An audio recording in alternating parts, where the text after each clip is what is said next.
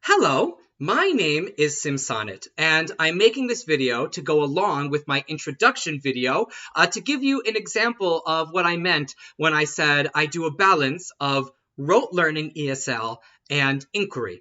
So this is an overview of my teaching methodology in the classroom, and as you can see in this picture, this was my last class that I taught with and had a very strong relationship with.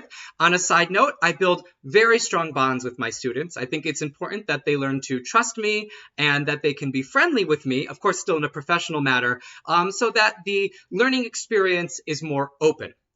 So let me introduce you to my ESL classroom. So first, I will go over sort of the class outline. I'll tell you about my class philosophy, how I shape my classes, so how I form them, the balance between inquiry and ESL, rote learning ESL. I'll give you some examples of the classwork I've done in class, and then online adaptability. Since I lived in China, oftentimes we'd have to be just thrust online because schools were shut down or districts and we were stuck at home. And so, of course, I had to be quick on my feet, quick on my toes to be able to adapt online classes without losing quality, which is quite difficult, but very much doable. Okay, so my class philosophy is under a few different concepts. So one, I understand that every student learns at a different pace, and as the teacher, it's my responsibility to adapt my course materials to my students' needs. If it's a class of 20 to even 50 students, there's always a way, whether you group students by their levels, whether you create activities that have them work in groups and individually, there's always a way for me to change the course materials and the activities to be best for the students' needs. My classroom is always an open and non-judgmental environment, and that's very important because I want my students to try, and I want my students to fail. I want my students to experience, not getting something right, to dust themselves off, let it brush off their shoulders and try again. It's important to, sort of develop that humility and get rid of that pride. My classroom and my homework always have a purposeful intent, and this is important. Sometimes in China, the co-teachers that I would have would want me to assign homework to appease the parents, but the homework wouldn't necessarily have a purpose. And so my homework and classwork must always have a purpose that helps improve the English. I don't just give random work to give it. And my assessment is done in a formative manner. I look at how students do across the whole class. I look at how students do with each of their presentations, and I look at their progress with all of the work that they do. There will be summative assessments, of course, as we go through, but my full way of assessing a student's ability is through formative assessment. So how I shape my classes. My classes always have three elements to them. One, they're engaging. I'm a pretty high energy person. I love to bring that energy into a classroom, and I always think that classes should be fun. There's no reason a class can't be fun. There's no reason there can't be a language game or an activity that's interesting and keeps the students interested. Even if the content is a bit boring, there's always a way to shape an activity to make it interesting. I like to do task-based activities in particular, because it's important that the students are able to apply English in a practical way or a transdisciplinary way, not just what we're learning in class. This is what helps to really advance speaking, listening, and writing skills. And then finally, critical thought, critical thinking. I really want students to be able to develop their problem thinking, problem solving abilities within my class. This is a transdisciplinary measure, whether you're a young 3-year-old in a primary or middle school or high school or an adult. These concepts are good for everyday life and overall education.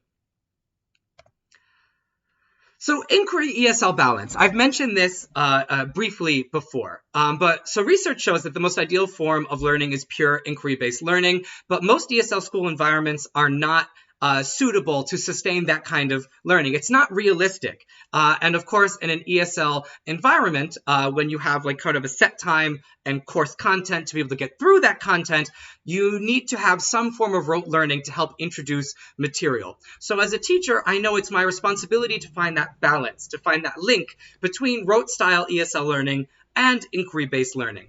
So with that in mind, I try to use my coursework in a transdisciplinary manner. So for example, the task-based learning and critical thinking skills, along with ESL games to help students learn. And I always try to make my classes internationally minded. So here are two examples at the bottom of the screen of a unit of inquiry we did at my school on sustainable development. So one group of students chose water, and one group of students chose plastic. And so using the English foundation that I helped to develop with them, they were able to explore the concept of sustainable development, which I will get to a little bit more in this video, later in this PPT. So inquiry, as I said, get to later. Transdisciplinary English, using English in a critical and practical manner. So I just want to give you a little bit of an example of the inquiry work that I would do with my classes. So as I mentioned before, we had an inquiry topic of sustainable development. So I challenged my students to choose a resource. They worked in groups of 3 or 4. And then I asked them, how do we use this resource in school? So they have to go and research or think, how do we use it in school? What questions do you have about this resource? So if you look at the example here, this group chose plastic. I really love this example in particular. So the students asked, like, how do we use plastic in school? We use plastic cups, plastic bottles, plastic pens, plastic bags, plastic bottles. We use a lot of plastic in school. So this is good to identify a piece of the concept in their everyday life. With English, they already know. And then we can ask questions, right? What do you want to learn about plastic and plastic in school? So they decided as a group, how much plastic do we use in school? How much plastic is even in school? What's made of plastic? And then also, how many plastic water bottles are in school? As you can see, there are still grammatical mistakes, and that's fine because inquiry is quite tough. From an ESL perspective, it's tough, I think, even in a native language, let alone doing it in one that you're just learning. And these students were 9, 10, 11 years old who did this. So for this, it's more about the inquiry process, and then we can develop the grammar as we go along. So after that, we talk about what problems are associated with this resource. What are the bad things, the negatives? And so, they saw, if an animal ingests plastic, can make them sick or can make people sick, pollution. And then I challenge them, pretend we are doing a presentation for the headmaster, the principal of the school, about how to make the school more sustainable. What solutions would you give to the principal about how to make the school more sustainable for plastic? And so their solutions were reuse water bottles, right? Get a reusable one, not just a plastic bottle. Reuse pens, get the ink refills, and recycle smaller plastics. So this is a really great opportunity for them to apply English in an area that they would not normally use it because it doesn't follow our regular course content. As you can see, I'll give you some more examples of what they're doing. I know they're quite small, but please feel free to pause the video, zoom in if you can, and take a closer look. They did really quite a great job. So we have paper, plastic, water, and energy. They really did a fantastic job. I was quite a proud teacher for this one. It requires an insane amount of patience because oftentimes, especially in China, students aren't necessarily taught to critically think. And so you have to really help guide with questions to help students really think. They can do it. They know the answers as much as they might be like, I don't know, I don't understand. But that requires the patience and the guidance of the teacher as a facilitator of this kind of learning. So here's some more examples of what I've got. So we had one group did something on renewable versus non-renewable resources and how we use them. Once again, water, plastic. And another group did sustainable resources on campus, and they focused recycling and our school garden, which was really great. So international mindedness is a huge piece of all of my classes. I think it's very important that students are exposed to how students their age act and live in other countries. So the example I'm going to give you today was from my peanut butter jelly class. The topic was different countries' school lunches. So first, we started by watching a video that talked about American kids in particular trying school lunches across the world and sort of getting their feedback from it. And then what do you think we're going to learn about today? And then we talked about what is normally in a Chinese school lunch. And then what do you think is an American school lunch? And then I gave them some examples of American school lunches, how we have pizza on Fridays, which the kids found amazing and loved. They couldn't believe it. And then I introduced them to a very popular school lunch, the peanut butter and jelly sandwich, and we made it together. And then you would talk to me about how you felt about the sandwich. Did you like it? Describe your experience making it. We were talking about ordinal numbers as well. So give me the steps of how you make it. First, I took 2 pieces of bread, things like that. So it was a really fun class. It was a delicious class, and they were able to learn about another kind of lifestyle in another country. And then for ESL games that I mentioned before, it's always a mix between inquiry and ESL. And I love using games. I think English is always more fun and more effective, frankly, when you can use games. So I'm going to give you an example of a murder mystery game that I did to practice the past continuous tense. I happen to think this was my most well-designed game of any that I had done before.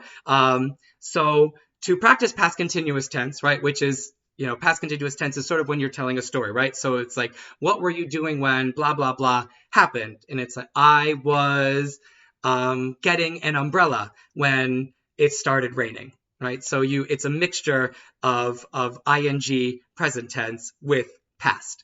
So this is quite a difficult concept. Past tense is always very hard for non-native speakers of English. And so I felt this game to be very effective. So as you can see, there's 3 pictures at the bottom there, and this was how we played.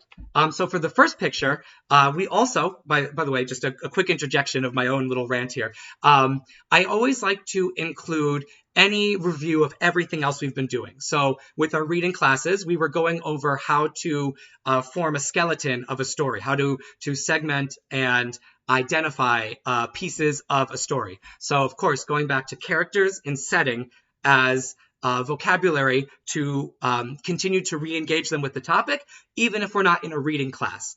We had talked about weather throughout the year. We had talked about places in a city or town, and we had talked about time. So this is a good way to get everything all together for a grand review with this particular grammar.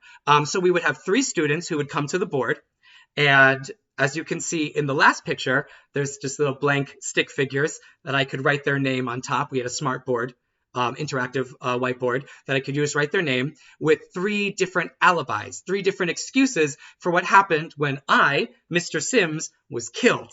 And so the students in this murder mystery game had to decide who the killer was. So there would always be 2 good students, 2 innocent, and 1 guilty, 1 killer. And so the setting would always be different each time, but there'd always be a piece of weather, a place, and a time. So for the first setting in this example, it was sunny. The location, they were at the park, the place, and at the time, it was in the morning. So the students would then read their alibis, and they would decide amongst each other who wants to be the killer of the 3. So I was eating breakfast when Mr. Sims was killed. I was walking my dog when Mr. Sims was killed. I was getting my umbrella when Mr. Sims was killed. So now after they've read, they turn to the class, and the class, this is the critical inquiry part of this particular thing, has to decide who the killer was. And they have to do it based on the clues provided. And I gave them some language to help state their opinions. So I think it was blah, blah, blah, because, and we had gone over why and because earlier in class. So eventually students would raise their hand and say, I think it was the last person because they said they were getting their umbrella, but it was sunny. So it gives them a chance to practice past continuous. Every student gets a chance. You make enough scenarios for every student to practice, and gives them a chance to do a form of inquiry and critical thinking. So this is just an example of how I blend everything together, while at the same time practicing everything we learned throughout the year. Online adaptability. So this is very important, especially for where I was teaching in China, because lessons need to be effective and critical, both offline and online. They shouldn't lose quality just because we're online. And oftentimes, it's hard for an ESL teacher, because we're so used to face-to-face teaching, to move things online. So I'll give you some examples of what I used to do. So my online classes were engaging and inquiry-based. we were strongly encouraged to use minimal screen time if possible. So I would do about the classes were changed to be 90 minutes online.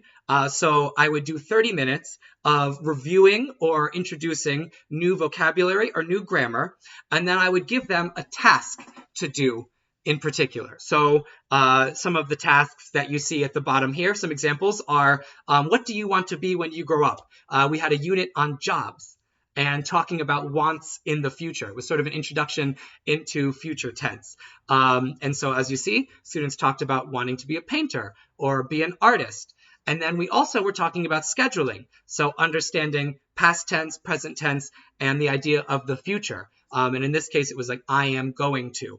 So I had them make what their schedule was going to be. And, you can have them make it as artsy-fartsy fun as you possibly want it to be, which gives you a chance to formatively assess their work. And of course, I kept copies of all the work that they did, and then I could give them a copy of the work with the grammatical notes and corrections that they needed. But it gave them a chance to do something fun, not just boring online work, and it kept them prepared for when we went back to the classroom.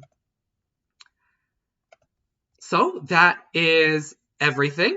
That's just a quick, brief introduction to what a class would look like that I plan and develop. And if you have any questions, I am happy to answer them further. Thank you, and have a great day.